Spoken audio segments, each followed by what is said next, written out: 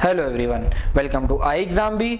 मेरा नाम है पुलकित चावला और आज मैं आपके साथ डिस्कस करने जा रहा हूं most important questions from the topic agriculture extension as well as IFFCO.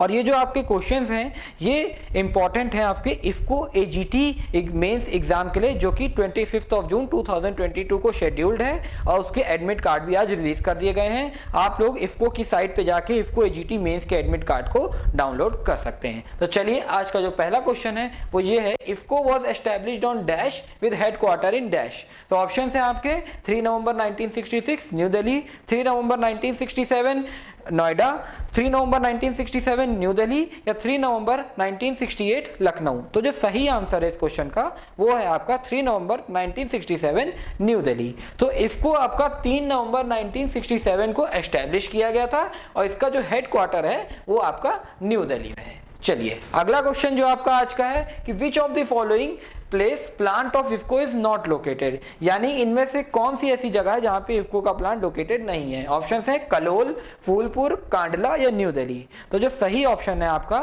वो है न्यू दिल्ली। इफको के अगर देखा जाए इंडिया में तो इफको के टोटल 5 प्लांट हैं। 5 प्लांट आपके कहाँ पे लोकेटेड हैं? 3 तो हैं आपके, एक कलोल में है, एक फूलपुर में है और एक कांडला में है। और बचे हुए जो आपके 2 हैं, एक आंवला में है और एक आपका पारादीप में है। पारादीप आपका उड़ीसा में पड़ता है।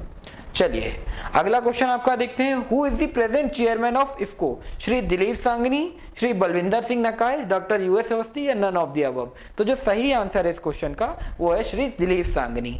ये आपके प्रेजेंट चेयरमैन है इफको के, या कहिए 17th चेयरमैन है इफको के। इन श्री दिलीप सांगनी जी से पहले श्री बलविंदर सिंह नकाय जी इफको के चेयरमैन थे और doctor US Awasthi present MD और सीईओ हैं इफको के। MD and CEO of IFFCO doctor US Awasthi. चलिए अगला क्वेश्चन देखते हैं कि which of the following is not the product of IFFCO. ये ऑप्शन है आपके किसान यूरिया, सगारिका, नैनो यूरिया या डॉक्टर ग्रीन। तो जो सही आंसर है इस क्वेश्चन का वो है आपका किसान यूरिया। ये जो किसान यूरिया है ये आपका एनएफएल बनाता है, यानी नेशनल फर्टिलाइजर लिमिटेड इसका प्रोडक्शन करता है और ये तीनों आपके इफको के ही प्रोडक्ट हैं, सगारिका, नैनो यूरिया और डॉक्टर ग्रीन। नैनो यूरिया अभी लेटेस्ट इफको ने निकाला है और ये नाइट्रोजनस फर्टिलाइजर है जो यूरिया, कन्वेंशनल यूरिया को आपके रिप्लेस करेगा।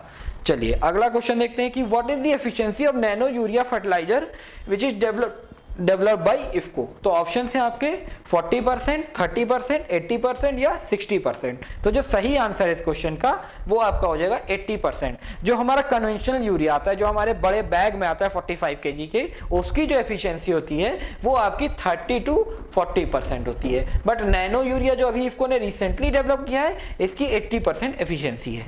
चलिए अगला क्वेश्चन देखते हैं आपका कि which of the following is the largest cooperative of the world.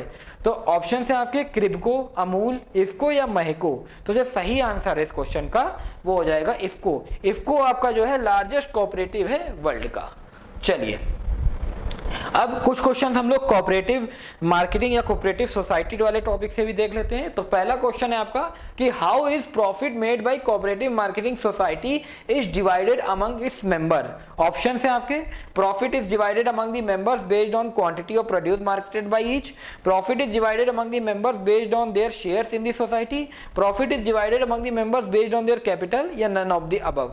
तो जो सही आंसर है इस क्वेश्चन का वो है कि profit is divided among the members based on the quantity of produce marketed by each. इसी बेसिस पे जो कोऑपरेटिव मार्केटिंग सोसाइटी के मेंबर्स होते हैं उनके अमंग जो प्रॉफिट है वो उसी हिसाब से डिवाइड होता है जिस हिसाब से उन लोगों ने प्रोड्यूस को बेचा है।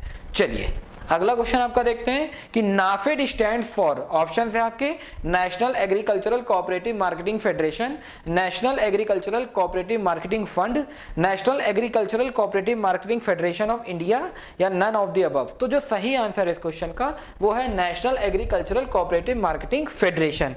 और ये नाफेड जो है आपका ये 1958 में एस्टैब्लिश हुआ था। हेडक्वार्टर इसका कहाँ पे है? न्यू दिल्ली में हेडक्वार्टर है इसका। ये भी एक कोऑपरेटिव है, इसको आप याद रखिएगा। चलिए अगला क्वेश्चन है कि what is the motto of corporation. Corporation का क्या मोटो होता है, मोटिव क्या होता है हम समझे तो ऑप्शन है आपका each for all, none for each for everyone, everyone for each या each for all and all for each. तो जो सही आंसर है इस क्वेश्चन का वो है each for all and all for each, यानी कोई भी कॉर्पोरेशन उसका यही मोटो होता है each for all and all for each. चलिए अगला क्वेश्चन जो है आपका कि which of the following is not the principle of cooperation.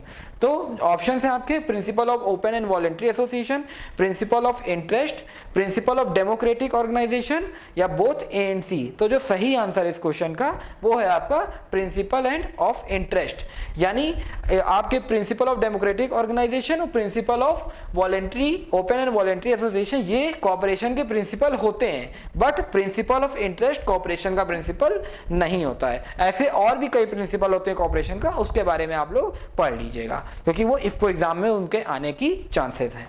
चलिए अगला क्वेश्चन आपका देखते हैं कि when was lab to land programme was launched.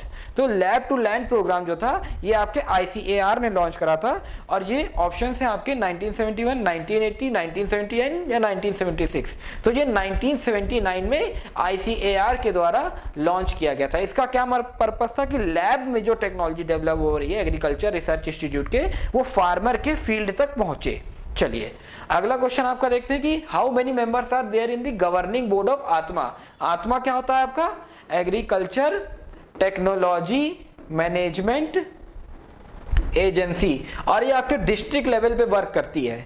तो ऑप्शन है आपके 14, 15, 16 या 17। तो जो सही आंसर है वो है आपका 16।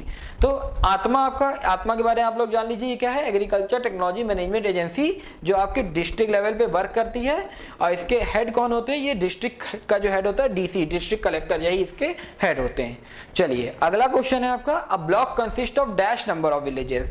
ऑप्शन है आपके 50, 100, 200 या 150। तो जो सही आंसर है इस क्वेश्चन का वो आपका हो जाएगा 100। एक जो ब्लॉक होता है ना उसमें आपके 100 विलेजेस होते हैं, यानी अगर आप कहें कि a block is a group of 100 villages.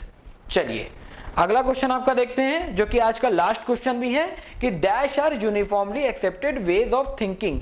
तो ऑप्शन है आपके कल्चर्स, बिलीफ, ट्रेडिशन या फोक। तो जो सही आंसर इस क्वेश्चन का वो है ट्रेडिशंस। ट्रेडिशंस क्या होते हैं, traditions are uniformly accepted ways of thinking.